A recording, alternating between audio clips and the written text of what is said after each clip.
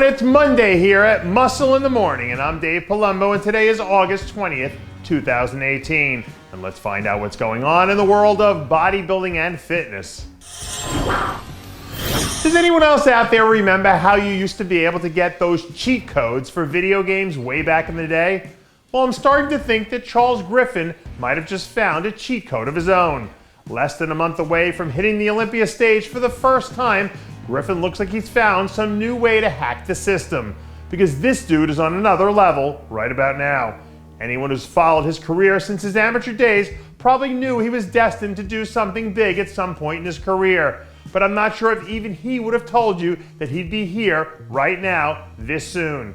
And at this point, I'm still not sure if he's ready to be a top 10 guy, given that we haven't seen him compete at this level yet. But I'll tell you what, I sure as hell wouldn't bet against him in Las Vegas. For the most part, with every superstar athlete, there's a point in their career where everybody and their mother can just look at them and know they're about to do something special.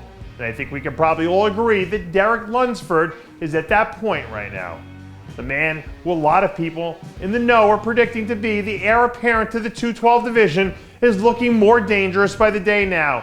And from what I hear from my people down there in Tampa, the pictures don't even begin to tell the story about how insane this guy is starting to look every day.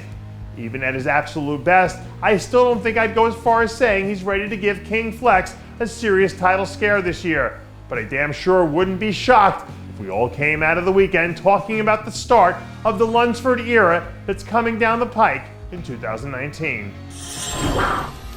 I remember when I lived back in New York that it would make me absolutely insane every time I drove on any of the roads because they were constantly under construction. And I don't know what the roads are like out there in Kuwait these days, but I can tell you for sure there's some heavy-duty road work going down at Oxygen Gym. Over the weekend, Big Ramy and crew dropped the latest installment of their Road to the Olympia series, where we catch the big man trying to do his part to pave his road to a world title this year.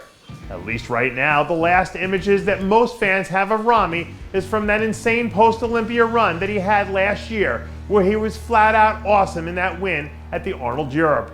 And assuming he built on that foundation he had there, you have to think that he'll be right there in the running again, trying to be one of the ones who goes down in history as the guy who knocked Phil Heath off his throne. For most athletes, you'd think that sealing the deal on the biggest win of their career would be a cause for celebration. But I guess Logan Franklin isn't too into celebrations. Over the weekend, we saw the men's physique all-star jump back into action right after his huge win at the Tampa Pro, where I know he definitely opened up a lot of eyes with the way he came out and dominated. I don't know what clicked in his head over these last few months, but all of a sudden it seems like this kid is operating at an entirely new level. And given the fact that there seems to be little doubt swirling around the top of the Olympia lineup right now, it doesn't seem like it's entirely out of the question for a guy with his talent to come in and make a serious push for the title heading into Olympia weekend. If you're old enough to remember any of those old IBM commercials, then you probably remember that old computer program they had called Watson that was supposed to make your business smarter. But the next time I'm in the market for a tech guy, I'll probably just open up my phone and hit up Zane Watson, because this guy is working with some super high technology right now. A little less than a month out from making his return to the Olympia stage, my people inside the Watson camp tell me that he's still sitting somewhere around the 225-pound mark and getting harder and crazier by the day. Even though he was good a few years ago, this 2018 Olympia version of Zane Watson should end up being the best one yet. So if he can manage to show off all that crazy detail without coming in too flat or too full, this guy has the right mix of tools to make a strong push for a top 5 finish.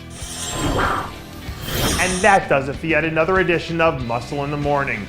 I'm Dave Palumbo, reminding you to always be true to your passions. And make sure to follow us on Facebook, Twitter, and Instagram.